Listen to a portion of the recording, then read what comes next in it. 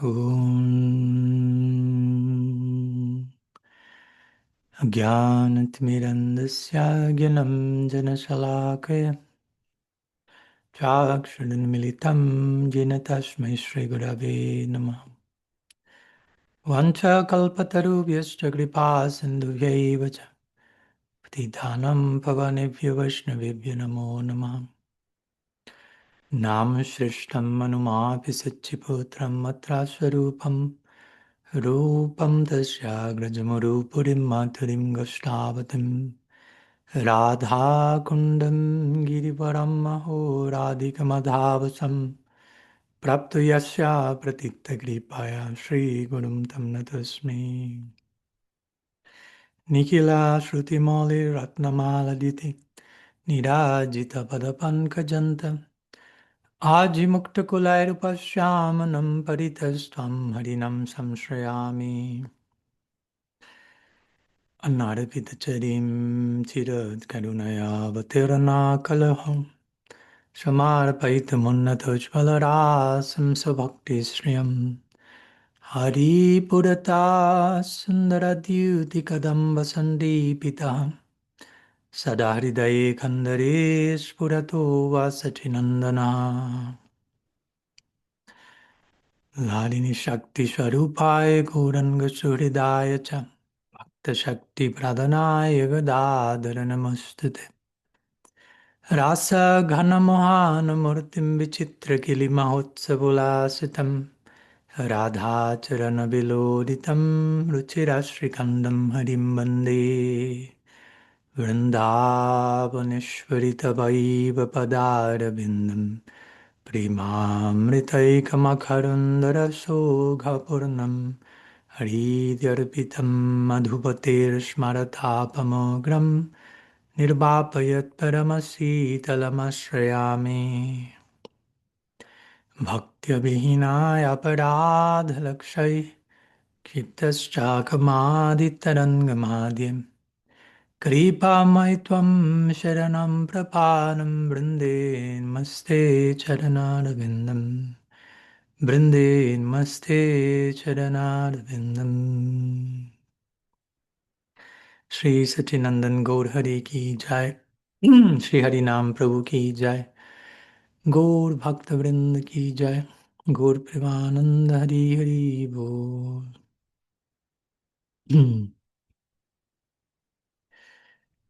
Pranam to all of you, to each one of you. Greetings from Sri Ananda Ashram.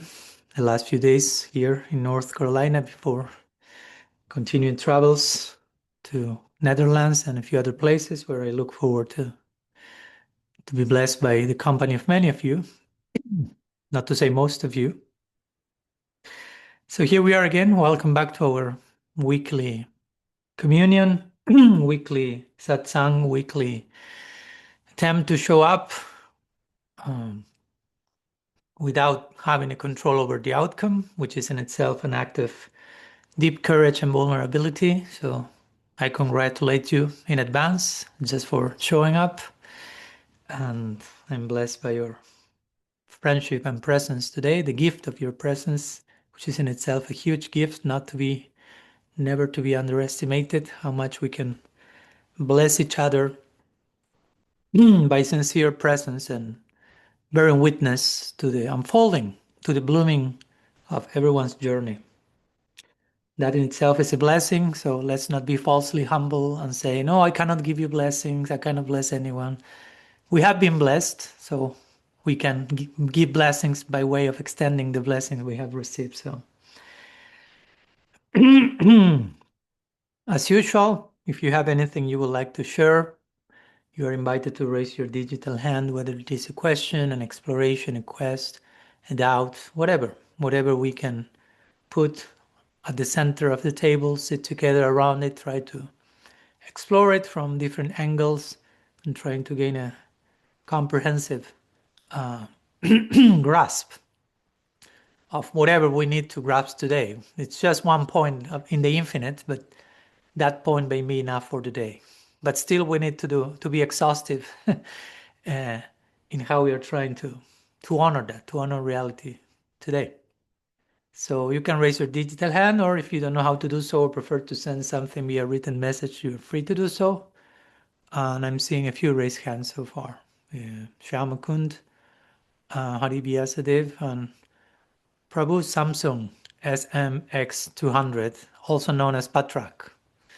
So, just for you to know, Patrakji, the name of your phone is today also, right? But let's start with Shyamakund.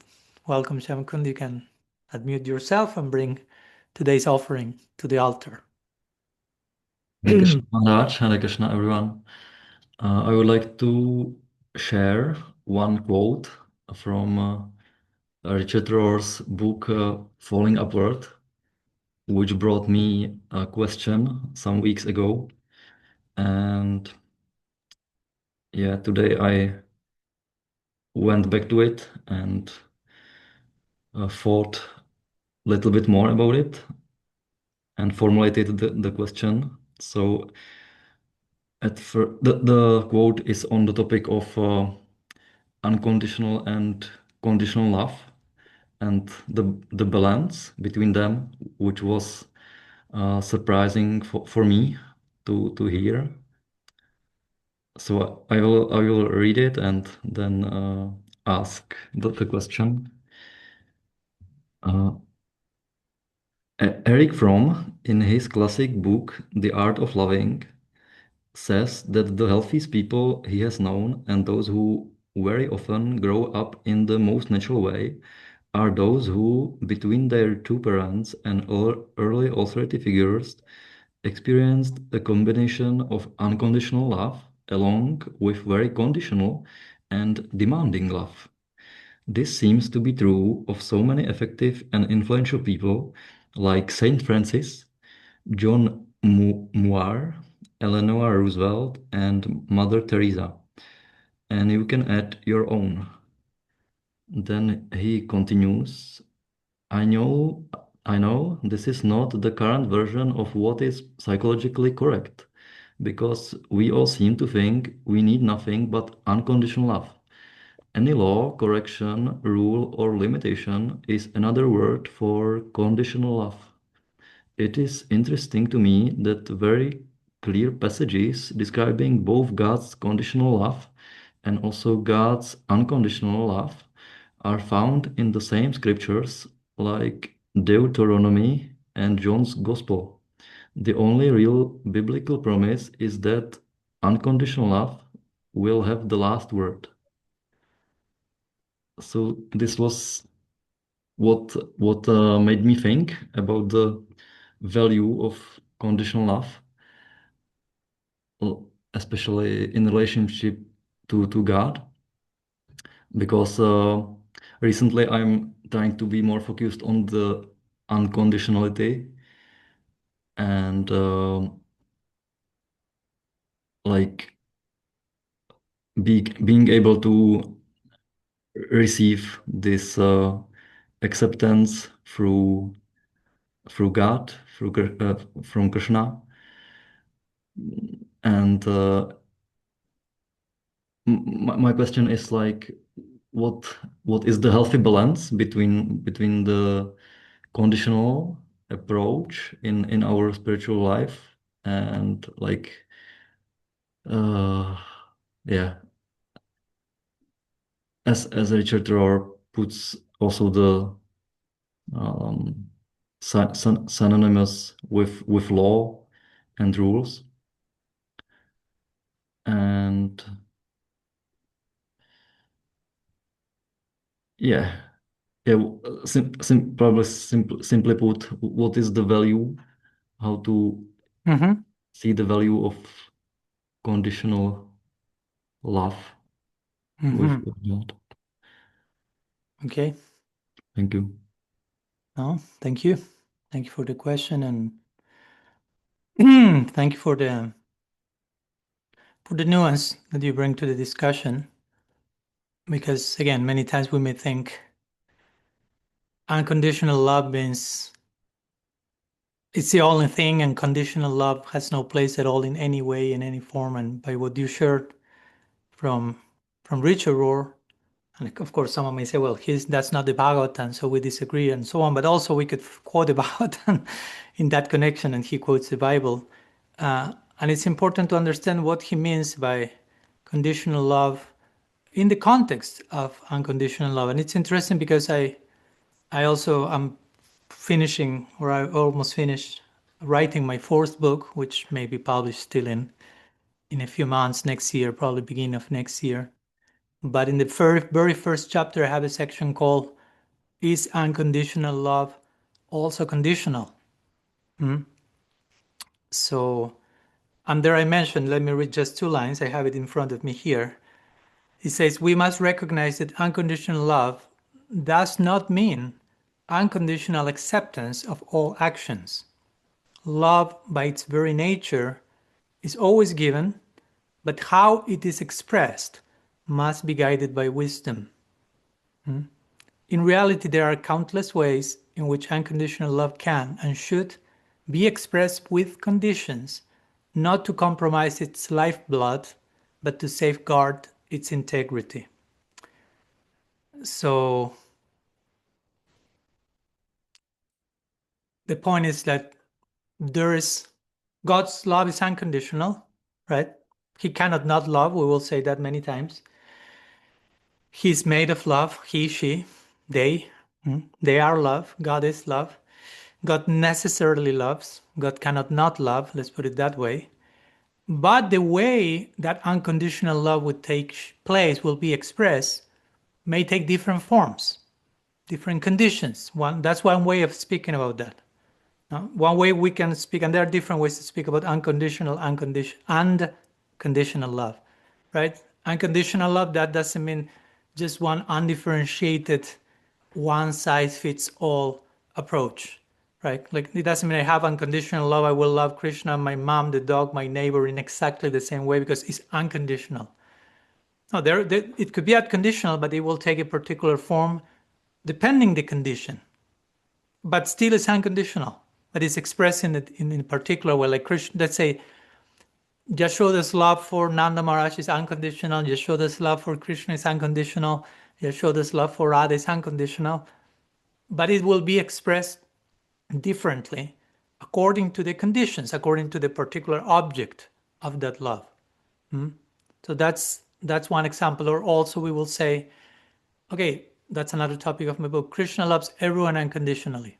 The sweet absolute unconditionally loves both a fervent devotee and someone who denies God's existence. But God's love will manifest differently in each case. All right, this is what Krishna says in the Bhagavad Gita, right? 4:11, Yatamam prapadyanti tam stataiva bhajamyaham. The idea is, according to how someone worships me, I reciprocate accordingly. So how someone worships means the condition. But it's not diminishing the unconditionality of his love toward everyone. That's kind of the foundation to begin with before the conversation, so to say. And Krishna will reciprocate accordingly. In each case, it takes different forms according to the condition, but at the same time remains unconditional. Even if Krishna is embracing a devotee or cutting the head of Jarasandha or killing Kamsa at the arena, still he's showing unconditional love in all those ways. Externally, it takes different shapes according to the circumstance, according to the need of the circumstance, but that's how it works, right? It still is unconditional. Something also that comes to mind, another way of speaking about this will be, which may be more relatable to some of us, the relation between a father and a son. So let's say a good father is loving his son unconditionally, but his son becomes, a heroin addict, and then he becomes a thief and a criminal and so on and so forth. So on one level, he starts to become a danger to himself, to his father, to the family, to the neighborhood. So his father will continue, again, it's an example, will continue to love his son unconditionally, but will need to put some conditions around the relationship because even to protect his son from himself, right? To protect the son from the son it himself, right? And to keep some other loving dynamics around. That's another important point. Like, because this is another important point, which is if I love someone, ideally, again, we are talking about the ideal love, unconditional ideal love, that love has to be loving in every direction. So if I'm a father, let's say, and I'm married to someone, and we have a kid, and we have a few other kids, and one of those kids is like this monster in terms of behavior. It's not that because I love that monster child so much, I spoil him in the name of unconditional love, and he's going crazy and creating hell for my wife, for my other three kids, for the neighborhood. Do you follow my point? So in the name of unconditional love in one direction, I'm allowing so much harm in so many other directions. So the idea, the ethic of love should be how love remains loving in every possible direction. That's an art unto itself. No wonder Richard Rohr quoted Eric Fromm, who wrote this famous book, The Art of Loving. He makes that very clear in his book. Love is not something that probably we are already doing, but it's an art that needs to be cultivated. So how to be loving, ideally, unconditionally in every direction, loving in every possible direction, sometimes that requires some conditions. But the conditions are in the service of unconditional love. So in that sense, the conditions are an aspect, an expression of unconditional love. They are not like a limitation to unconditional love. They are nuancing or qualifying of unconditional love. Again, unconditional love doesn't mean just an homogeneous thing. I love everyone unconditionally and there's no discernment, no critical thinking, and in the name of that, everything goes. That usually, generally, is not much love at all. Many times that's an excuse for not to cultivate the actual art of love. So the actual art of love and of unconditional love includes conditions for the sake of love, for the sake of protection, for the sake of so many loving things, for the object of my love and for the remaining people around me who hopefully are also the object of my love. And that will take so many different stances and shapes and reactions, which outwardly may seem not so loving, right? While the other way around, sometimes we may be caressing someone and you are trying just to manipulate that person for whatever reason. So externally sounds loving, it's not loving. Some other cases doesn't seem too unconditionally loving, and it is. So that's why at the end of the day, we have to become saragrahi and see things from their essence. So I don't know if that helps, Shamkunda. I've given a few different kind of examples of how unconditional love and conditional love can work in terms of love and eternal associates loving each other, God loving devotees and non-devotees, so to say, us relating to people here on planet Earth. I don't know if that helps. You tell me. Definitely, definitely. I love the comparison with the loving father. Yeah, because I love you, I may put you some limits, or I may behave in a certain strict way, even for the sake of upgrading your potential sometimes, right? Like, I don't know, even if you are a student and you go to a teacher to, I don't know, become a topmost musician, and to give an example, and if the teacher is unconditionally dedicated to unlock your potential, the teacher may behave in ways that may seem rude sometimes, not to justify abuse or stuff like that, but sometimes he or she may put conditions or create certain conditions so our fullest potential can come. But behind those conditions, there is an unconditional concern for your highest potential, right? So different ways we can talk about it, but I think it's good to keep that nuance and do not think just not unconditional love means everything and anything, and someone created harm and it's a public danger, and why you are not receiving that person. We are supposed to be unconditionally loving, but unconditional love doesn't take one single shape, right? I mean, and I'm talking with some experience, and by saying experience, I say an experience in making and in doing it wrong in the past, in the terms, I don't know, I remember when we were very young, and in the ashram, and I was temple president, and there was with intention, but like, let's receive everyone to the ashram, unconditional love, the mercy of Mahaprabhu, let everyone take advantage, and whomever comes and wants to come to live with us, the doors are open.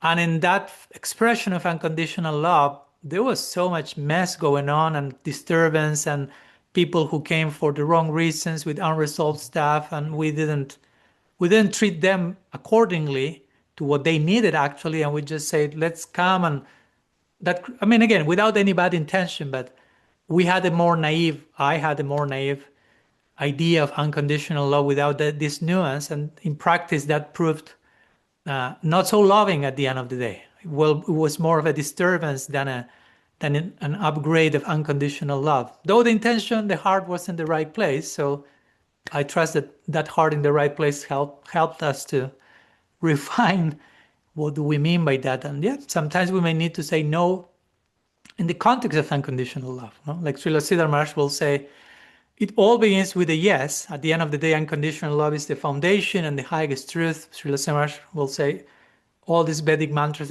begin with Om, and Om means yes. So it begins with this yes of welcoming, of accepting, of trying to see everyone in the most positive possible way, seeing everyone according to the brightest potential, be as generous as we can.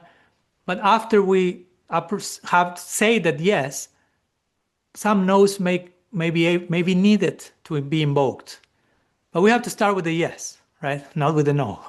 But after one yes, a few no's may come, a few conditions in that sense. A few conditions in the context of the unconditional yes that began it all, right? So, yeah, it will take endless shapes according to each time, place, and circumstance and condition. Yeah. Thank you. Oh, thank you. Well, there are two more raised hands so far. So if there may be more later, let's see. But meanwhile, we can go for a few minutes to our breakout rooms in Zoom. So we can sit together in smaller circles, and discuss, churn together how do we experience this combination of unconditional love, including conditional love, how we can embrace that principle if you feel like it in a healthy way. Again, not going to the extreme of sheer unconditionality that ends up being damaging, or sheer conditionality at the same time.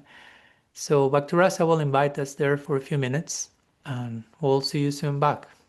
Welcome you all back. Hoping you had a constructive, productive, fruitful churning on this important topic of conditional and unconditional love. Also, I've just now saw that you were sharing some comments while I was saying something, trying to say something, and that I didn't read, so sorry for that. Jugal Kishore was mentioning the only true condition is the intention of wanting what is best for the beloved with respect to their own capacity. So that's a very important consideration. Adhikar, right? So Adhikari Janishta Saguna Parikirtita Bhagavatam says, to establish our capacity is through beauty, to receive love, to give love to whatever we need at any given moment. Jiva and Prabhu referred to the prodigal son from the Bible, and Nityananda Das drew a parallel to Oriental philosophy, referring to the yin-yang, love in the expression of the yin principle, and conditions within which it flows will be the expression of the yang principle, the masculine side. So if you remove the yang, the yin will be fully manifest in all its beauty. So yeah, it's all about the integration of polarities, basically, right? Yin yang. We can talk about Radha and Krishna, and in one sense, you can read the union of Radha and Krishna, as esoteric as it sounds and as Leela-like as it is. It can be also read in a symbolic way in terms of integration of polarities, the yin and the yang. Like the example I gave, I gave an example of the father and son. I didn't repeat the example that Richard Rohr mentioned originally that Shyam Kunda read. I gave maybe a little bit more of an extreme example of the criminal son, but you don't need to be a criminal son to receive conditions to be a healthy human being, of course. No? So the mother is generally expected to show that side of the equation, which is unconditional love, and the father is expected to put limits and to put boundaries, and the two working together as a team will create that healthy combination. And any lack of the two of them creates a deficiency, or any just extreme of one or the other. And I personally have seen also nowadays, many people nowadays refer to many, how to say, kids from this generation as the crystal generation, in terms of many times in the name of unconditional love, there are not that enough conditions put. And kids are starving for someone giving them some parameter, because if it's all unconditional love, you basically have no clue what to do with your life. It's chaotic. It's too much. So you need some certainty, some perimeter, and that's the role, whether of the father or of someone, for us to have that balance between chaos and order, yin and yang, unconditional love and conditional love expressed in the context of unconditional love. Again, it's not unconditional love by itself, it's one extreme. Conditional love by itself, it's another extreme. So we need a proper integration of both. But at the end of the day, this conditionality, it's in the service of the foundation of unconditional love. But again, and there are many stories in our tradition that mention that, how even, again, not to misuse or abuse these ideas, but like chastisement could be a form of care and love from the father to the kid, or the teacher to the disciple. Srila Siddha Maharaj once said that, oh, Gurudev chastised me. Oh, that shows how he cares for me. He dares to chastise me. He shows his interest in me. Again, not to justify violence or abuse, but there is a place for certain loving. Again, as long as there is a backdrop of love, unconditional love, chastisement may be there, rules may be there, structure may be there. Because if not, again, we may become too crystal-like, too fragile, too much lacking in resilience.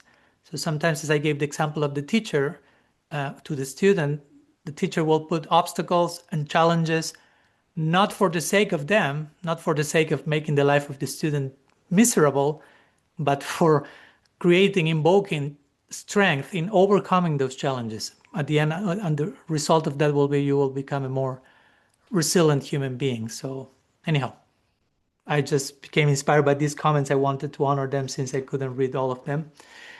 And also, I'd like to ask you, as we have been doing this last few weeks, who would like to share any further insights that came during the private room sharing, breakthrough room in Zoom regarding this topic? If any of you will feel like it, you can raise your digital hand. I'm seeing Rasangi raising her hand. I mean, your digital hand is raised, just in case. That's what I'm saying. I was raised for question. Oh, okay. Okay, well, yeah, we'll put you in the queue. There are a few others also, but first of all, any of you would like to share anything else that is shareable, publicly shareable, some jewel that you've discovered in the sharing, small sharing? Okay, you found too much of a confidential jewels to be shared publicly. I totally honor that. It's totally fine. Let's continue with the next question. I see that you continue sharing some comments, and it's fine, but I do not want to overgo too much there, because if not, we create like a parallel universe, and it may be a little bit too difficult to follow track of everything. So let's go to the next raised hand from Haribyasadev. You can mute yourself, then we go to Patrak, then we go to Rasangi. Thank you, Maharaj. Pranam to you and to everybody present. I have a question which might be a bit touchy. And for me, and I think for many others, it's kind of an elephant in the room. And we had this small, brief conversation on WhatsApp, and I already asked the question, but you proposed we should discuss it here. So, well, I think the question is roughly, what would you, as a person of a Western background, do with all the implications that arise from following or being part of a tradition which manifested itself in India, in a foreign land, to your country of origin, for example? I think so many times we hear Srila Prabhupada saying how Krishna consciousness does not belong to any nationality or country. It's not Indian, it's not American, it's not German or whatever. But at the same time, I think we can't ignore that embracing that mythical landscape of an Indian religion, so to say, doesn't bring certain psychological implications. So, of course, there's a cultural aspect as well, being maybe the language, the music, the clothing. So I was just wondering, what are your thoughts on India and Krishna consciousness? Well, thank you for that. That's one of the many perennial questions.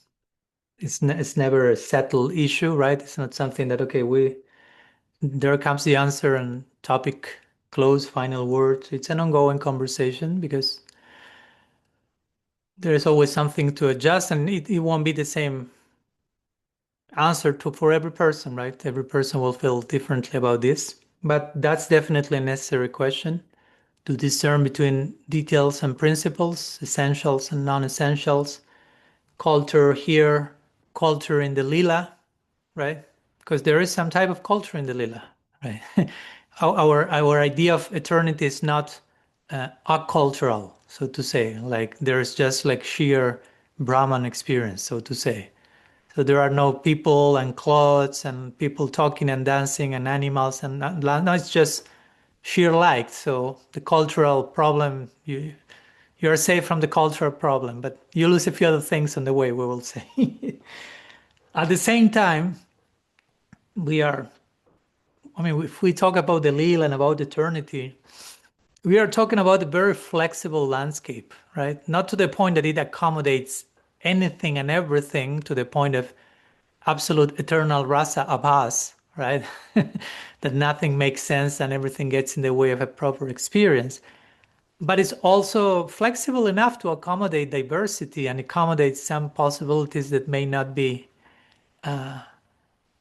have been revealed so far in scripture, so to say. I wrote an article, I think it was last year, maybe you read that one, Harivyasa, I don't remember, in a magazine that was published by Krishna Chandra Prabhu from Ananda Dham, a magazine they publish, I think, twice a year, called Amrit. And it was an article on culture. It's on my website also. And I started with Srila Prabhupada once. He loved to play harmonium, right? And many devotees nowadays play harmonium in Kirtan, which, by the way, is not native from India. No, it's not a native instrument from India at all. So it's come from Europe. It has been adjusted to be played on the floor, since Indians do everything sitting on the floor, peeling potatoes, going to the bathroom, playing harmonium. So it looks Indian, but it's not Indian. But I know many devotees nowadays that if they say, let's do kirtan, and they will say, where's the harmonium? There's no harmonium. Many will freeze not knowing what to do because harmonium became so much a part of kirtan that, no? An example, and Prabhupada, he loved to play harmonium. And once someone asked him, Prabhupada, is there, because from the descriptions we received so far from the scripture, from Shastra about the lila, and even some instruments that are being played, harmonium is not mentioned, right? But Prabhupada used to love playing harmonium. So someone asked him, so Prabhupada, is there harmonium in the spiritual world? No? And do they play harmonium in the spiritual world? And Prabhupada says something like, yeah, a little they play. Yeah, they play. Like implying so far nobody has said that, but I like to play harmonium so much. So I hope there is a place for me playing harmonium over there, right? So I thought I think that answer is not only charming, but it's very accurate. It makes a very deep theological point, which is about, again, the flexibility of transcendence to accommodate newness, as long as it's not interrupting the mood and the flow of the lila. So it's not that, okay, so far we have been playing Bina and whatever instrument here in Golok, and now this guy comes with harmonium and is disrupting the whole mood. And no. As long as that's not the case, there's place for welcoming new elements. I mean, each one of us, and that's a different topic, but it's connected. In any community, every time you have a new member in a community, that new member is creating a new community. I mean, the community becomes new by the addition of that new member. It's never the same unless that new member is not allowed to feel, think, speak, to which you will argue what type of community is that. But if it's a real community, any new participation there, any new member is transforming the community with its own individual existence. So we can extend that to the ultimate community, right? To transcendence, and to the fact that each one of us are in prospect attempting to enter there. I'm not of the idea that if we were there and we fell from there, that's another conversation. So when a newcomer arrives to Golok Vrindavan, though subjectively it will feel like I've been here forever, that person is adding a new flavor to the community. So the realm, the abode, is accommodating that recently arrived diversity, so to say. Again, in certain parameters, certain conditions, going back to unconditional. So there is place for certain diversity. There is place for that. I mean, again, the very name Vaikuntha, right? I speak about this in my third book. Vaikuntha means without limits. Again, that doesn't mean anything and everything can happen and someone enters and kills Krishna and burns the whole Vrindavan. We are not going to those extremes of absurdity. But at the same time, within certain parameters, it is limitless, right? Like if I tell you, we are talking about the realm of play, the realm of lila, right? The spiritual world, realm of play. Let's take a play here, and I sit with you and say, let's play chess. Of course, that's a wrong example because I don't know how to play chess. But let's suppose I know how to play chess. There are rules for how to play chess, right? It's not that just let's be free and flow and move your pieces however you like. That's not to play chess.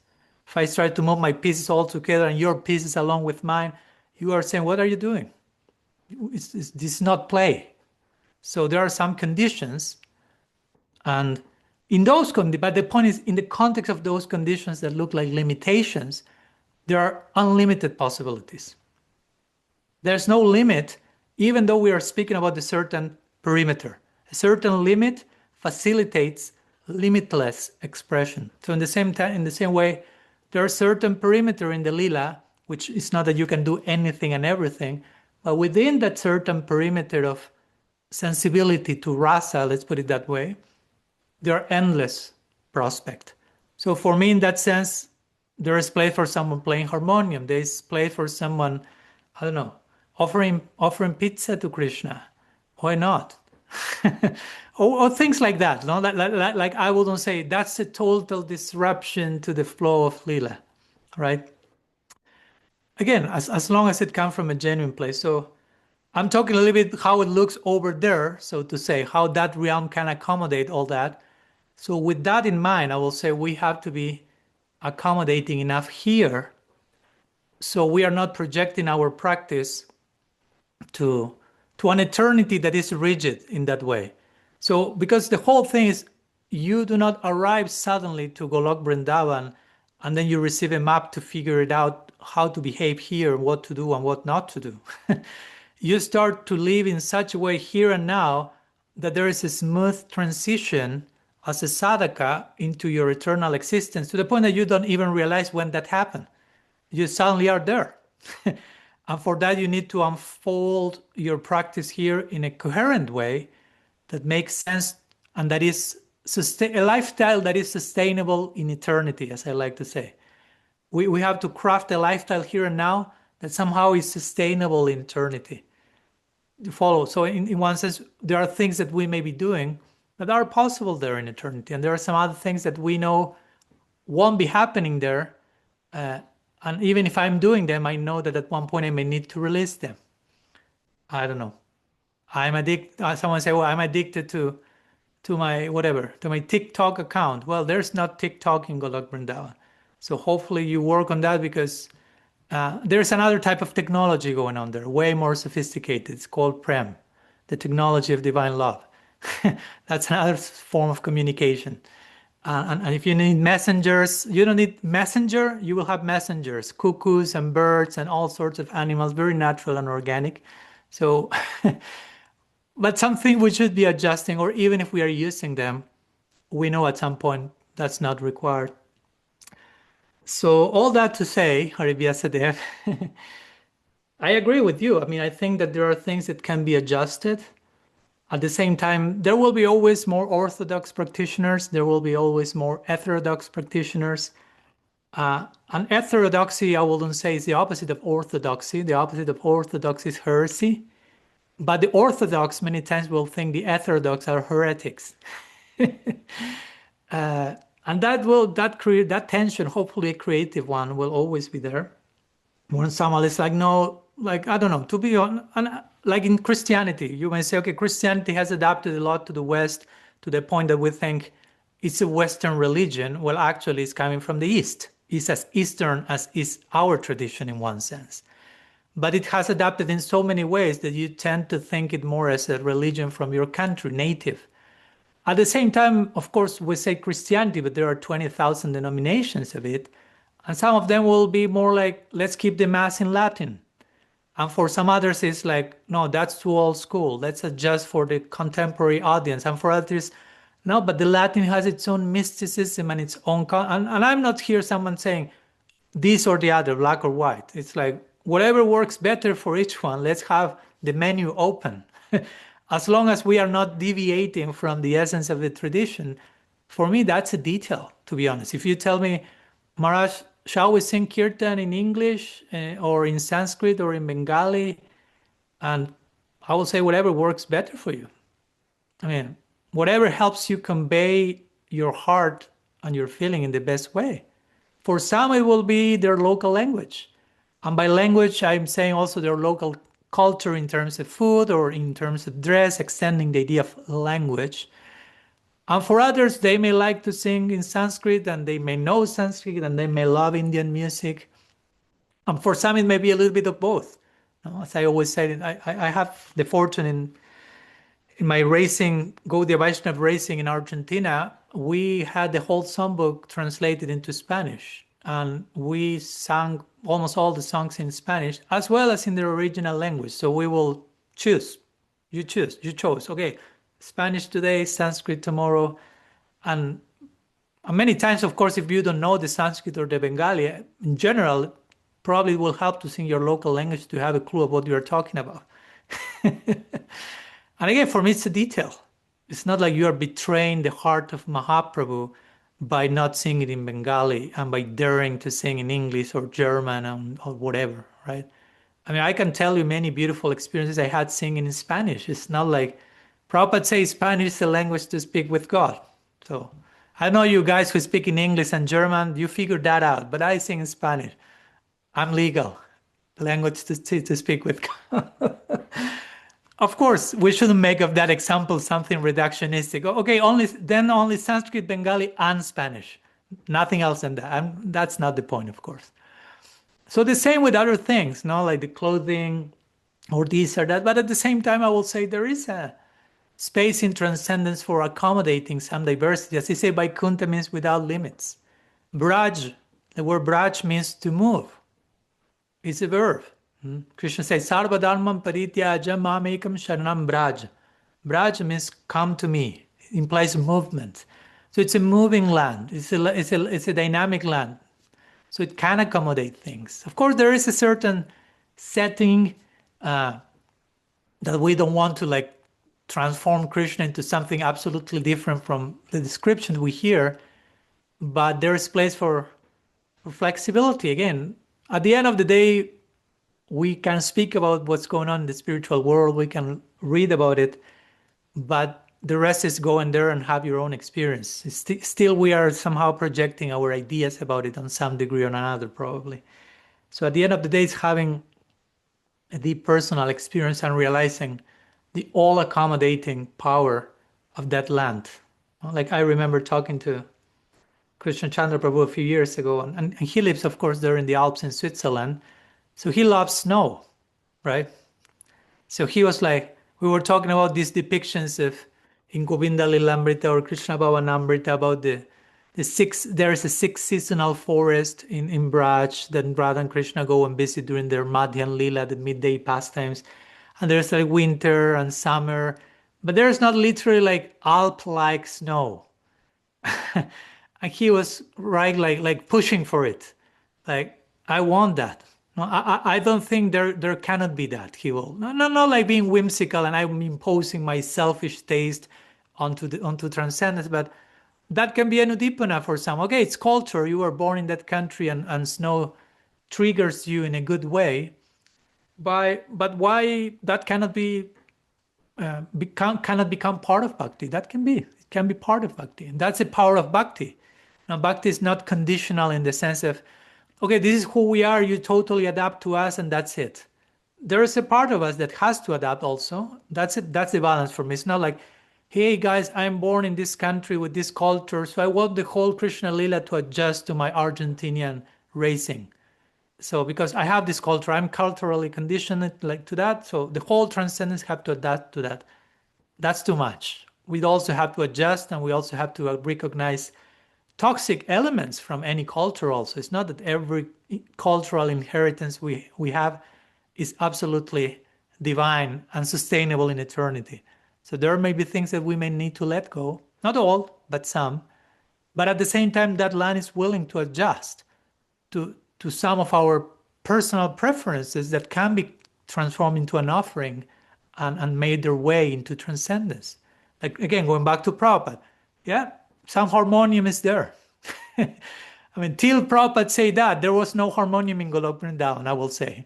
But at that moment, okay, there is some harmonium shop in Golok Vrindavan and someone making it so Prabhupada can have some interesting time there and so many others.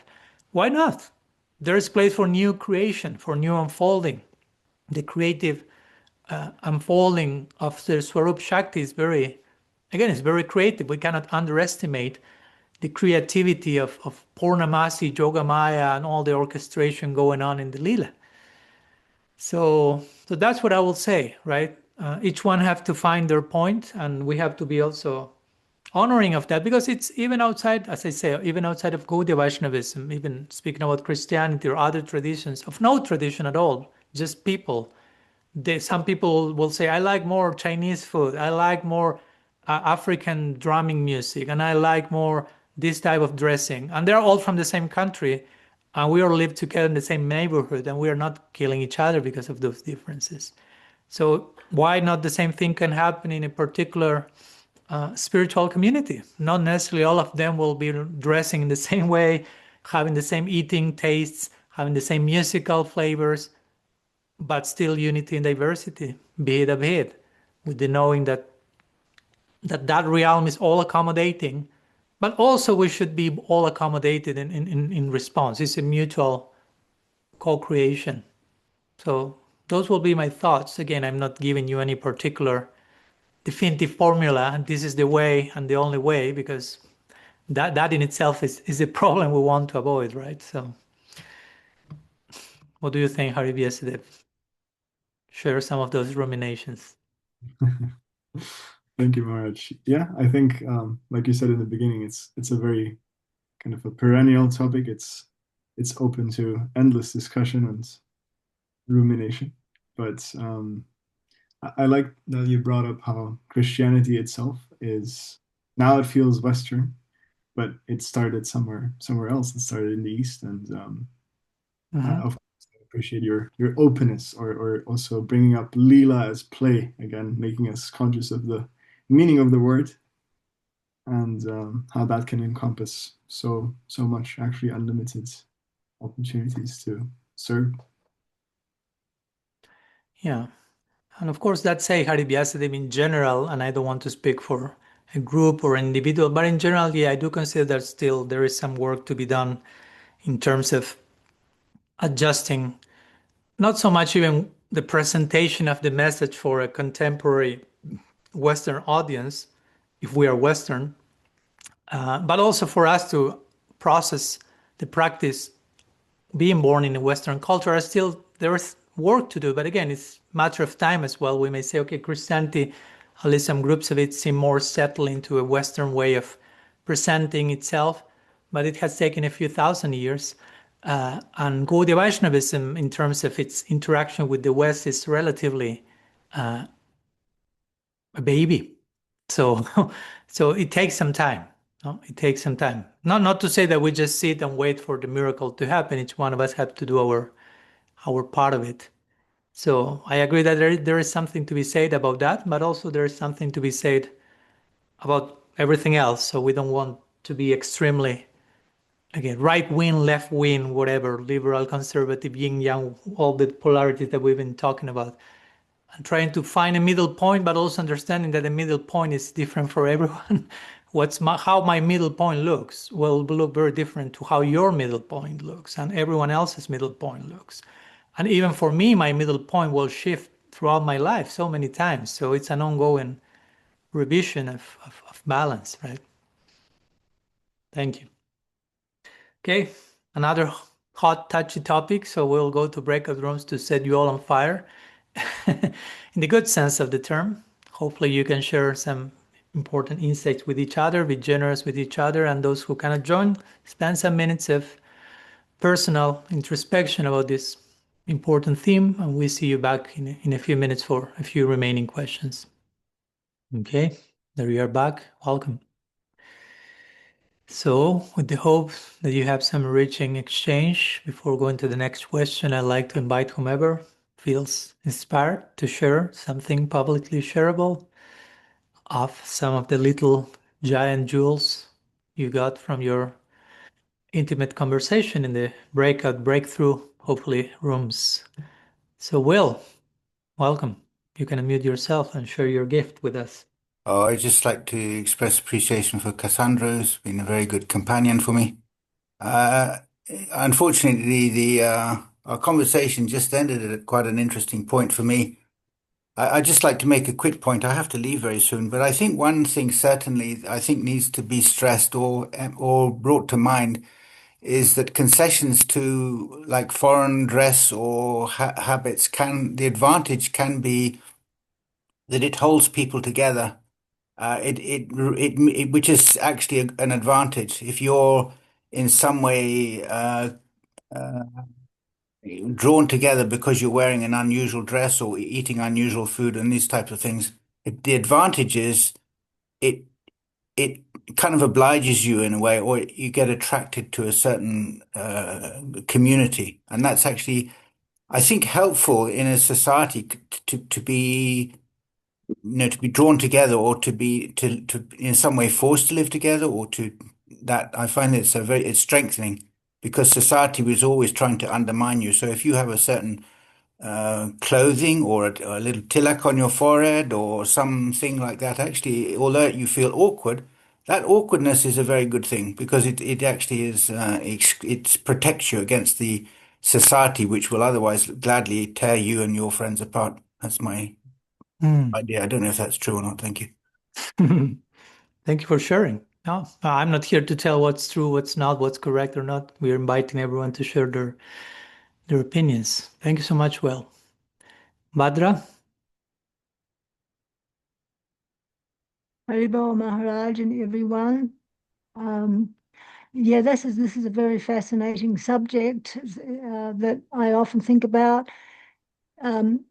We have unique forest here in New Zealand, as you probably know. We've got unique trees and ferns, and I live right on the edge of it. And sometimes I go into the forest with my japa beads and think about Krishna and his leelas in the kunjas of Vrindavan, and think it just seems so natural that they be carried out in this beautiful New Zealand forest setting, this forest setting that's typical to this country.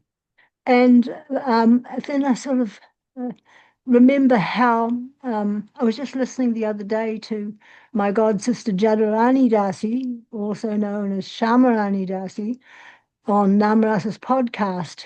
She was telling how when Prabhupada was guiding her with her painting, she did something that sort of resembled some Western painter or something Western in the painting. And Prabhupada said, no, not like that. And it should be the traditional Indian style. I'm maybe not saying exactly what Shamarani said, but this is the understanding I got from her words, that Prabhupada had kind of steered her away from bringing in the Western influence, even in a little detail in her paintings. And when I heard that, I thought sometimes I disagree with Prabhupada, not in a deep way, not in a really major way, but little details here and there. Because I thought of my own situation of seeing Krishna and Radha and all the gopis and gopas carrying out their pastimes here in the beautiful forests of New Zealand. And I can't see how that's wrong. I can't see how that's kind of off track. But just marrying it with, and I've got another example also from my Shiksha Guru, what he said, but I won't go into that right now. But it was along the line of what Srila Prabhupada said. And so, yeah, just marrying these things together, I'm still in a little question around it. I'm not asking you to clarify now, but I'm just saying, yeah. There are some nice volcanoes over there in New Zealand. Maybe we have some volcanoes in the Lila. They may erupt at times whenever it's necessary, especially maybe in times of separation. Yeah, thank you, Padre. Yeah, and even I was thinking, and I don't want to sound like I'm like trying to contradict Prabhupada or something, but when he will say the Indian style, but also what's the Indian style? There are so many Indian style of painting, and I've seen so many paintings of Krishna very different from each other, different schools, and they're all beautiful. They're all Indian, but they are very different from each other also, right? So, I mean, I can imagine from which place he may try to preserve something at that time, trying to be careful about let not these kids make who knows what in a few years, because that's the same person who say there's a little harmonium over there, right? So he himself made the point that there is place for unfolding and inclusion. So I can imagine from which place he may have been a little bit more cautious at that time in those beginning times. But anyhow, thank you, Bhadra. Yugal Kishore Das with raised hand. I'll keep it very short. We return to the question of unconditional love, and we're just ending in talking about how the importance of having unconditional self-love is as a prerequisite to loving others, and how important humility is in that quality of self-love, something like that. Thank you, brother. Thank you to all of you for sharing some of the jewels you found in the breakout rooms, and we'll continue. We have 2 more raised hands, original raised hands regarding topics or questions. First, Patrak in Austria, I assume, and then Rasangi, the birthday girl. Patrak, welcome. Hare Krishna Maharaj, Hare Krishna everybody. I got a question about Sraddha Devi, and maybe it's a very easy question to answer. I don't know, I'm curious what you will say. Maybe it's a yes or no answer. Yeah, there is some kirtan going on in the back. Is possible, Patrak? It is possible, yes. Okay. Yeah, try to talk close to the computer so we can hear. Okay. And it's nice to have the kirtan in the background as well. So here goes the question. Can Sraddha Devi manifest in the heart of the devotee who studies Shastra without associating and learning personally from a guru? Is it possible when a guru is not available and only the books of other teachers and acharyas are available? Thank you for the question, and greetings to Mayapur Sangh. I can hear she's the one singing the kirtan. I had musicians' ears, so I can get that one. So thank you for the question on Shraddha. And in brief, the answer, because it's like a yes or no answer, my answer to begin with will be yes.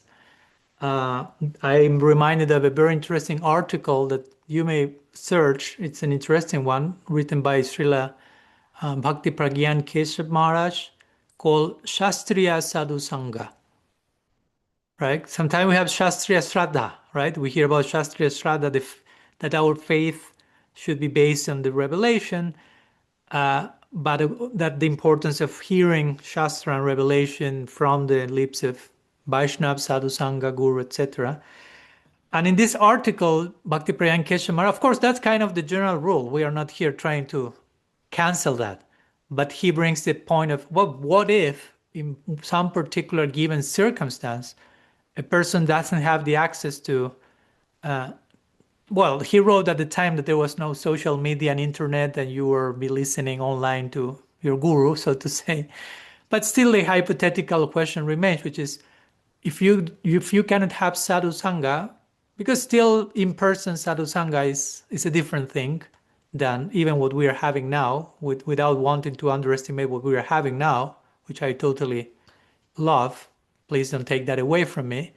But it's not enough for me. That's why I travel around the world to meet you in 3D, because if not, I just keep here. It's comfortable, but that's not the same. So when we do not have that chance for in-person sadhu sangha, how to receive sadhu sangha? Now, since sadhu sangha is so important, and Srila Keshav Maharaj will say, well, shastriya sadhu sangha. No, shastra can be a form of sadhu sangha in those cases, because through shastra also we have so many great personalities speaking, no? So many sadhus speaking. Of course, at the same time, we have this triune, you say in English, triple definition of guru, shastra, and sadhu. So clearly each one is in a different place. If not, you will just say sadhu and it encompasses all of them, or you will just say shastra and it encompasses all of them. So there is a unique role to this tree. But in certain cases, Shastra can, like it may be more like apadharma, like emergency case. Shastra could serve as sadhu sangha, especially if we have the sincerity to approach it. Because again, at the end of the day, Sraddha Devi, Sraddha Devi is a goddess of faith, divine faith, moves independently like Bhakti does, Chadrichaya. So it's not like, okay, if there is not in-person sadhu in front of you, you have no access to Sraddha at all. At the end of the day, what counts a lot is our genuine longing and sincerity for a drop of that, so to say. And if that longing is there, it can attract that, like the famous Chataka bird, right? The Chatak bird is having access to different sources of water, but it's very determined. I only want just a drop from what comes from above, from descending grace. And by that determination and longing, the Chatak bird is melting the hearts of the storm gods, and eventually a torrential downpour comes. Not only one drop for the Chatak bird, but the whole village becomes flooded with rain in the good sense. So in the same way, someone may not be having in-person sadhu sangha while longing for it, and that person's sincerity will attract sadhu sangha to manifest through the pages of Shastra, and eventually through some, and not only pages of Shastra, eventually, of course, if you are very advanced or very sincere, you may be able to draw, to obtain the experience of sadhu sangha everywhere and anywhere. Right? In the beginning, it's more hyper-localized. Again, go to your guru, listen what to do, what not to do, A, B, C, D. Eventually, it expands beyond the guru. There are other gurus, there are other sadhus in your tradition, in other traditions. There is sadhu sangha in Shastra, there is sadhu sangha in every atom, in the neighbor, everywhere. And then the Bhagavatam throws you to these 24 gurus, which none of them are human, basically. And you can nourish your Sraddha through all of them. But again, it depends where we are. But I will say that in general, yes, we can get our Sraddha nourished by Shastra. Because at the end, Sraddha, as it's described in Chaitanya Charitamrita, and I'm trying to recall the Bengali and it's not coming, Sarva Karma Krita Hai, Vishva Sraddha Sabde Vishva Sudhrida Nishchay Krishna-bhakti kaile sarva karma kritta hai. So Sraddha means the trust that by serving Krishna, basically you're watering the root of the plant and everything is being fulfilled by but dedicating yourself to the center. So that's Sraddha. So Sraddha can be nourished, Sraddha can be manifest in whatever ways we gain inspiration for that dedication to the center. And that can come from scripture, that can come from Shastra. And on the contrary, we can be in front of just to bring some contrast, we may be sitting in front of let's put it that way, topmost Mahabhagavat guru on planet Earth.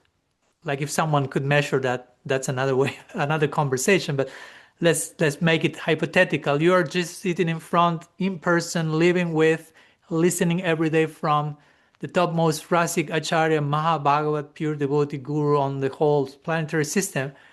And you may not be getting much because your heart is not in the right place. So physical proximity to the guru doesn't warranty everything. No? Like Srila Sridhar Maharaj will give the example. It's like a guru may be there, and in his body there may be many of these like parasites that are like taking the guru's blood, so to say, feeding on the guru, so to say. They are very close, physically, very intimately associated with the guru in physical terms, but they are sucking the guru's blood. So he gave the point, some disciples may also be like that. Externally, they may be appearing in every picture, very physically close, but internally there may be an abyss. And by contrast, some other great personalities may not have the possibility of in-person association with the sadhu, but by their sincerity, they will gain all the revelations required. And these are two extremes, of course. Most of the examples are lying somewhere in between that. And of course, even if we cannot get that association, we are sincere and will be longing for that. Sometimes I like to think about the example of the gopis, right? They want to be with Krishna. They want to be with him, but in separation from him, they cannot find Krishna, but paradoxically, they find Krishna everywhere. Krishna starts to manifest everywhere, but still they long for that one Krishna and the personal association with him. And once it came to me that type of, I mean, not it may sound a little bit too wild, but somehow that idea, I could resound with that, because in my personal situation, having somehow have to have some distance by choice or force of circumstance from some of my previous gurus, I felt something like that at times. Like, okay, I'm longing and always open to have that type of connection with great personalities. But if at times that becomes unavailable in certain form, Guru Tattva manifests all over. Like the gopis looking for Krishna, not finding Krishna per se, but finding Krishna everywhere. I remember my time at one point, okay, my guru took distance from me, you know the story, no need for details. And in that situation, I still longed for that connection, not necessarily with one particular person, but with the principle, and that principle erupted from everywhere. But at the same time, I'm not taking that as an excuse not to look for that personalized connection and source. So I think that's how it works, and I don't want to sound like I'm putting myself as an example, but just how it happened in my life by grace. So going back to the initial yes to your question, yes, it's possible that Sraddha Devi can manifest in certain cases without the ongoing living presence and guidance of a guru. But again, with this, I'm not saying we'll replace parampara, let's go read big. I'm not saying anything like that, but I'm just saying time, place, and circumstance. And at the end of the day, Srila Maharaj will say sincerity is invincible. So even if the normal situation through which you usually got Sraddha or got this are not in place for reasons beyond your control, if there is deep honesty and sincerity, the impossible can happen, the unthinkable can become plausible. So there may be still exceptions to the rule, but still it's important to be open to that whenever that's genuine. And at the same time, of course, emphasize the normal course of events for the majority, which in a genuine way also, not like a rigid thing. You need to go to this person and only this in a very like formulaic transactional way, but just as a natural exchange of hearts, basically, because that's basically Sraddha. Sraddha is faith, and faith is not a dogma or an imposed belief, it's an experience. So when you have an exchange of heart with someone, you are having an experience. And that experience, on the basis of that experience, you can develop your Sraddha. If you meet a transformed soul, the proximity to that person, even if you are open to that, gives you an experience. You may not be having the experience of that person, but you're having the experience of being close to that person's experience. And that in itself is enough of an experience for us. And based on that experience, we develop Sraddha, trust based on experience. But again, if that's not available for whatever reason, Shastra can give that experience. Because remember, we talked about that in our initial Bhagavatam classes, which now are in pause for some time. And Shastra is not a dead book, right? Shastra is a living conversation. So we are talking with someone. There's someone on the other side of the page. It's not, okay, now there is no sadhu, no living actual person. I'm just with a dusty old book that is not alive. That's not Shastra. It's living sound. It's full of vibrancy and aliveness. So from that place, the personalities and the messages and the content of Sraddha is ever evolving, ever fresh, ever new. Sraddha can be conveyed through that. If we do our part, allowing ourselves to be opened by Shastra, we say many times. It's not just we open the book has to open us. And the book is not only a book. So all that to say yes, Patrak. But I'm a very worthy person, as you can see. I could have just said yes and next question, but I felt we needed to expand a little bit. I hope it's clear, that helps you. You tell me. Yeah, that's great, and thank you for spending the time. And just a little follow-up question: are Sraddha Devi and Bhakti Devi friends? Are they interested what the other one is doing, or don't they really mind what the other one is doing? they hang out together quite often, I will say. Yeah.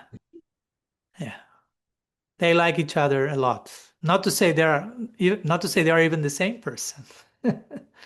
Yeah, of course. Yeah, at the end of the day, all these Devis converge in the figure of Sri Radha, right? Sri Radha is the goddess of love, the goddess of bhakti, the goddess of faith, the goddess. You can call her Bhakti Devi, Shraddha Devi, Premi Devi, you name it. But she is Devi, no? Devi, Krishna-bhakti, Proactiva, and so on. So she's Devi. All Devis are expressions of the Devi, at least from our Gaudiya perspective. So yeah. And she's Karuneshwari, right?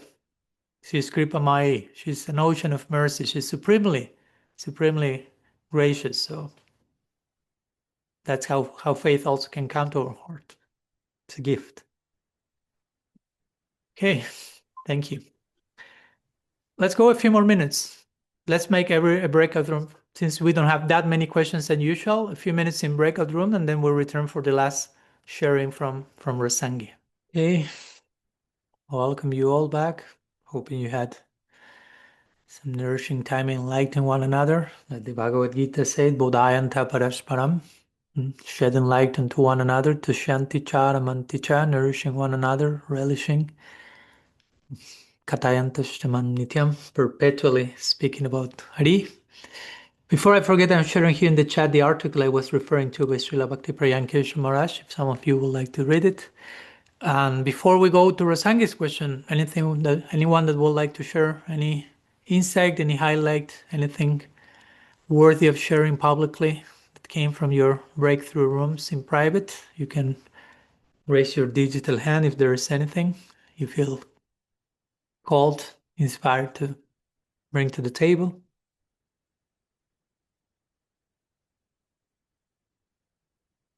There is not. It's totally fine. Thank you so much for your sincerity. And we invite Rasangi to not to raise her hand. She already did that, to unmute herself. Welcome. One more time. Happy birthday. Thank you. I feel filled up and so loved. The Sangha is amazing. I feel it's genuine love. Thank you so much.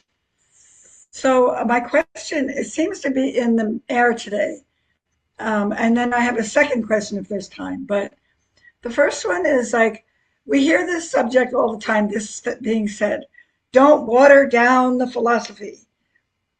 Like, you know what I mean? And there's a kind of a looming I'm not hearing that all the time. Oh, I have heard it for years. Okay, that's another thing that to say we are all. Don't put me in Oh, that yeah. bad place. Make it But radically personal. Yeah, don't water down the philosophy. And I'm thinking to myself, what does that mean even? Is there really a way to water down our philosophy, or is that just resistance to evolution and change? But is there something that we don't want to water down, that we really want to preserve and not bend on? Mm-hmm. That- So that was a question. Wow. Yeah. Okay. Yeah, maybe that's a great question for you to ask whomever tells you don't water down the philosophy. You can ask, are you asking, what do you mean by that? And maybe the person doesn't even know what to say. But I agree with your point you mentioned. I mean, without throwing a universal diagnosis here, but many times, at least many times, when someone may hear that, it's not so much about watering down, which can happen. I'm not saying it cannot happen, but it's about the attempt to preserve something as it is without understanding that the only way to preserve anything is to allow growth to happen. It's like the moment you freeze something in an attempt to preserve it, you have prevented it from growing. And growing many times implies decay and collapse sometimes also. It's part of the cycles of nature, right? You see that for something new to grow, something needs to die and collapse and be reborn again in a new shape. So sometimes, again, I'm not saying there is bad intention. There may be just too much of a fearful orientation around what it means to preserve. And we end up making everything like a museum relic rather than a very dynamic, ever-evolving reality, especially talking about something like this, right? Something like a living current, parampara. No, la parampara should be like a live wire, right? Like you get in touch and you become electrified without dying, right? But you have to be electrified, ideally. If you enter into genuine contact with a living member of a living lineage, you will feel that aliveness coming to you. You will feel I'm being plugged to the life wire. And that's how you preserve the lineage. It's not just let's keep the books and let's copy paste and repeat what the ancient teachers say without anything else being added to that, because that means watering down. Not necessarily. That could mean further ornamentation in the service of the ancient revelation. Again, there can be a watering down. I'm not saying there cannot be. There are deviations, potential deviations. There can be apasampradaic conceptions. That's there. But not necessarily an evolutionary embrace of a tradition is a watering down. On the contrary. But that will be the perennial tension between, again, someone who may be more orthodox and maybe more like, we have to copy paste what was said by whomever. Someone will say Srila Prabhupada, someone will say Prabhupada Bhaktisiddhanta, someone will say Ramanujacharya, someone will say Rupa Goswami. You choose, you name it. And we cannot say anything else, anything more than them. Ideally say less, but actually the real invitation is say more. Srila Prabhupada himself said that. He said the duty of every member of the parampara is to write something that contributes, enhances, and beautifies the previous writings of the acharyas. If one writes at all, he will say, it's not that he's forcing everyone to write, but he will say, if you write at all, it doesn't make any sense to write something that you just repeat the same thing that the other person already said. For that, you have that book already. So you have to bring something new. And if you cannot bring something new, then don't write. It's okay. But learn something new. Understand that it's all about newness. That's why I wrote that third book, right? To bring that point, like, there is so much newness happening. Everything is ever new, ever fresh. Everything is evolving, unfold. The moment we, I mean, a tradition, a spiritual tradition is, we were talking about that with whom? I think yesterday. Well, with someone. We did a podcast with someone some of these days, and probably with Radha Mada Prabhu. And we were talking how a living tradition, I mean, a tradition is representing a reality. Now we Gaudiya Vaishnavas, for example, we are trying to represent a reality. Mahaprabhu, Radha Krishna, Bhakti, whatever. And that's an ever-evolving reality, right? Krishna is the all-attractive, but he's becoming more attractive at every moment. The love of the devotees in response is becoming more loving at every moment. Everything is exponentially unfolding at every moment. So a tradition that is representing such an ever-evolving reality should be equally ever-evolving. If not, it's a disservice to the reality you are supposed to be representing. If I'm coming to you and I say, I will talk to you about an ever-evolving reality, and I do from a place of dogma and rigidity and closure, it's like, you are not honoring your lineage. You are not honoring your ancestry. No, our challenge is to keep the pace with an ever-evolving reality. That's what parampara is for. And as beautiful and as it is all that our previous acharyas said, and please understand what I'm saying, as beautiful as all that is, it's not enough. It's not enough in the sense, and I'm not saying anything to downplay any of what they say. I'm just saying, if any of them will be here now, they will be bringing some new contribution. They are not here, we are invited to bring that contribution ourselves. That's what parampara is about. I mean, of course, you first learn the tradition, you first learn what was said before you, you honor that, and because you honor that, you become eventually able to bring your own contribution to the table. It's like we said before, whenever a new member joins a community, you are adding something to the community. Whenever someone joins a parampara, you are bringing your own contribution to the parampara. Like it or not, you admit it or not, there's something expected from you. Your own gift has to be brought to the table. It may take years to take a particular shape, but I'm sure if Bhaktivinoda Thakur will be here, Prabhupada Bhaktisiddhanta Prabhupada, Srila Maharaj, Rupa Goswami, you name it, they will not referring us just back to the books they wrote or to the lectures they gave. They will be saying so much more because there is so much more to say, because reality keeps blooming.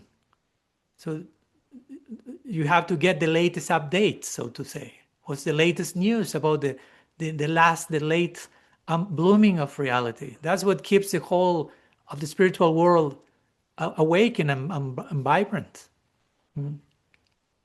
So yeah, I will say that many times when someone will say, do not water down, and especially coming with a like pointing finger and like some type of intimidation tone, it's more the fear they have than, and of course they try to create fear in you because that's a projection of their own fear. And I'm not criticizing that person, whomever that person may be us, but just trying to understand it with some hopefully compassion that, yeah, sometimes we are afraid of what is new. That's in big part what's going on here. Most of us, all of us, or most of us are afraid of newness to some degree or another, because newness implies something unknown. And that implies jumping into something that I don't know. And generally we prefer to stay what we know, with the certainty. And there is a place for that, a big place for that, to be comforted in certainty and nourished in certainty and grounded in that. And at one point, you need to do your own hero's journey and confront the unknown and extract your own gifts from that liminal space and make your own contribution to the tribe, so to say. You may not be able to do that on day one. I totally get it. On year one, even on lifetime one of bhakti, so to say. But at one point, we should be gradually prepared and encouraged to reach that point. Even if in the beginning I have no capacity or clue how to do that, those who are guiding me, hopefully, are guiding me with that idea in mind. Like eventually you think for yourself, you have your own criterion discernment, your own offering to make. You can be, as Srila Prabhupada said, independently thoughtful people, right? He never said you have to become codependently non-thoughtful, whatever, robots. No, exactly the other way around. It may take time, I get it, but we should be careful not to weaponize some ideas. Yeah, philosophy can be watered down, but it doesn't mean that any attempt to bring something new is a watering down, because you can hammer that idea of watering down whenever you see something different from what you think is the only way possible. And the moment you think there's only one way possible, sorry to say, but you are watering down the whole thing. No? Because the moment we stop seeing a tradition as evolutionary and dynamic, that very moment we are stagnating the tradition, or we are stagnating ourselves. The essence of the tradition continues to evolve independently of us. But those who denounce publicly, sometimes you are watering down, you should keep things as they have been always, they are the ones who are watering down the whole thing, because they want to make a living, dynamic thing into a museum piece. But of course, it's too much for us to recognize that, so it's always easy to find some scapegoat and the enemy outside, right? Weak faith requires an enemy. So those will be my thoughts, Rasangi. Which are I yours? see. That's so cool. Thank you so much. I think the word deviation comes in too. Deviating, and they're just so, but yet what we're learning now is like this ever expanding and this newness and not linear. It's like very different. Yeah, but that's what the tradition teaches, right? Tradition teaches this is not linear, this is expansive. That's traditional. I mean, to really be very orthodox. I mean, for me, my books about evolution and divine love is super orthodox. Because for me, it's all based on the original revelation, which is very dynamic. But sometimes we think that orthodoxy means be narrow-minded and rigid and blah, blah, blah. No. Orthodoxy means going to the source revelation and trying to ruminate on that, to do something with that. So that's the interesting thing, right? Those who call themselves the orthodox, and I'm following the thing in a very chaste way, many of them are not very familiar with the actual tradition. So they misrepresent it. No, it happened many times. They're like, Maharaj, how you dare to say that God is evolving? That's not part of the tradition. And I don't want to sound like I know the tradition. I just given an example. I said, oh, look, this quote. That's from the tradition. It says that Krishna is becoming more beautiful at every moment. And that's it. They don't know what to say. I'm not laughing at them. I'm just saying that sometimes we may have learned the tradition to some degree, and we develop like a excessive toxic certainty around certain dogma. So whatever challenges that, we think is a deviation, and we denounce it as such. So to reassure ourselves, I'm not the deviated one. Because of course, if I realize that the other thing that is different is not a deviation, probably that's mirroring back that I may be deviated. I may be getting it wrong. And sometimes we don't want to see that. We don't want to be confronted with that truth. Though we should. That's what we call progress. We grow by realizing, oh, I got it wrong. I mean, I've gone through that many times. It's not that I'm not going through that all the time. We will realize we had a partial understanding of something not broad enough, deep enough. We need probably a crisis sometimes to expand our depth and breadth of vision. And that's how we keep learning students forever, right? So, but also, being compassionate and understanding with everyone. Each one is in their own chapter of learning. So for each one of us, there may be a level of truth that still is too big for us. And we may feel threatened or uncomfortable, and we may prefer not to be fully confronted. Each one of us may have our corresponding version of that. So we should be generous with one another in that sense also, and not just all these orthodox ones, they think like that. I'm more broad and dynamic.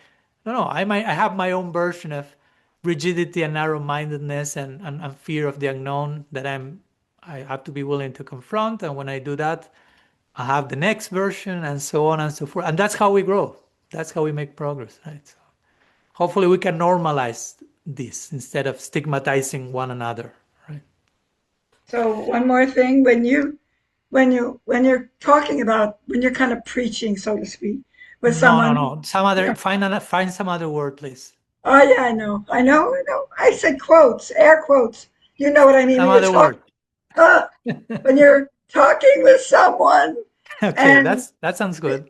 we're coming from that place, how could you bring them to the current, to capture the spirit of and instead of the letter of the law, the spirit of the law, right?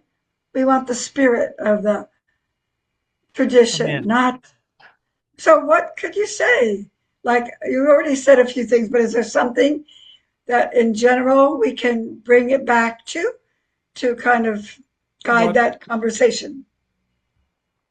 Just basically what comes to my mind is that, to be honest, you asked me, so from my personal side, I'm not so much someone who is trying to bring someone to any particular wave.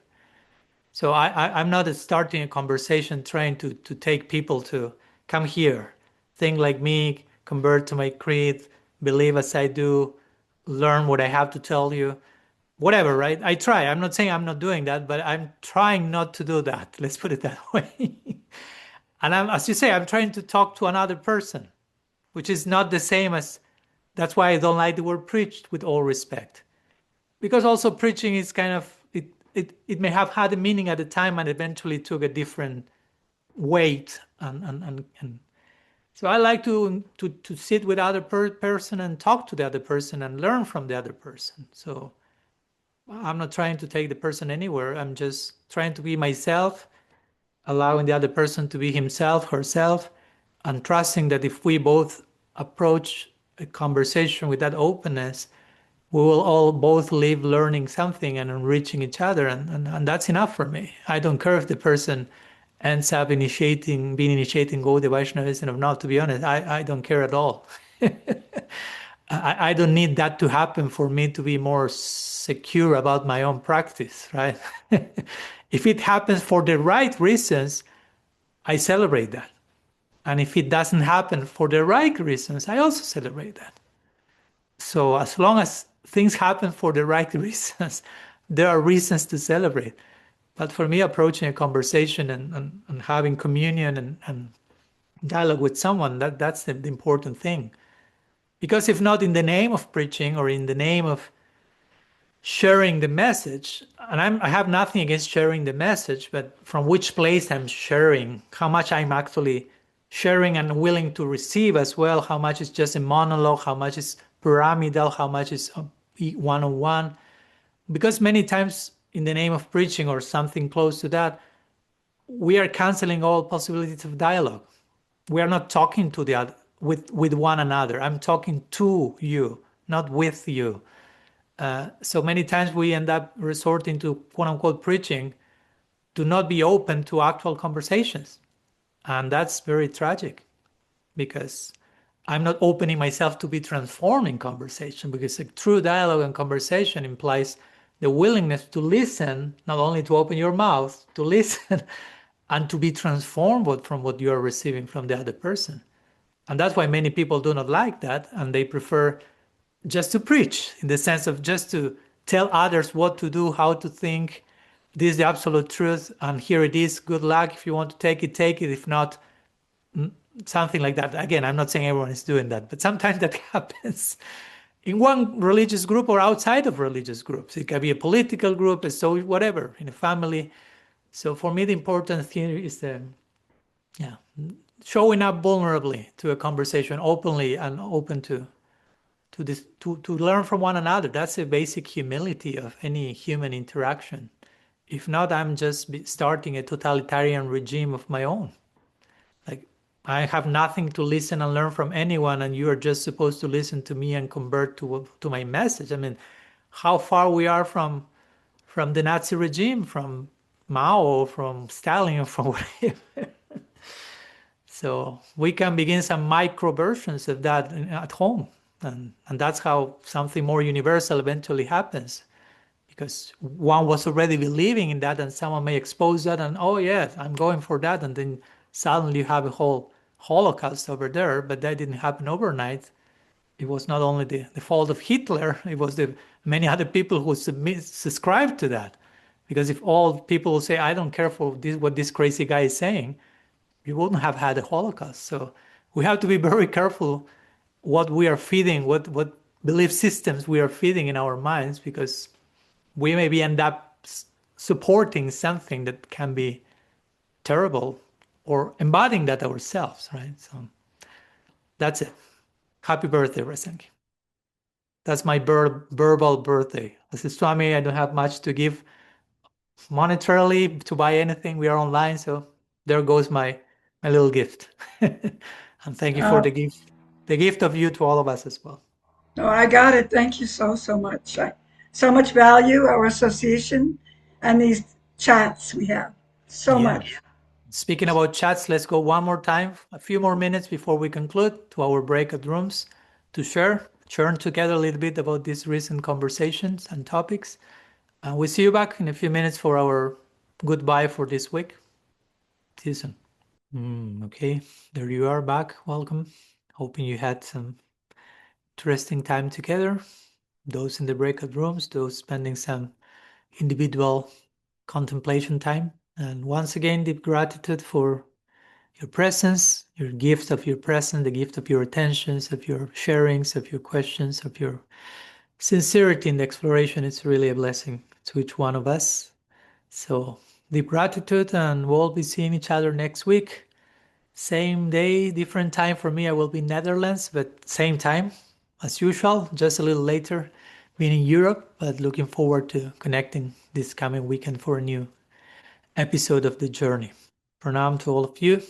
Srimad Mahaprabhu ki jai, Shri Harinam Sankirtan ki jai, Gaur Bhakta Bind ki jai, Gaur Premanand Hari Hari Bol, Om Purnamada Purnamidam, Purnat Purnamudachite Purnasya Purnamadaya, Purnameva Vashishyate. Let completeness be the norm for the time being. Eventually we'll get to further thirst, and that will be the main reason for us to meet next weekend.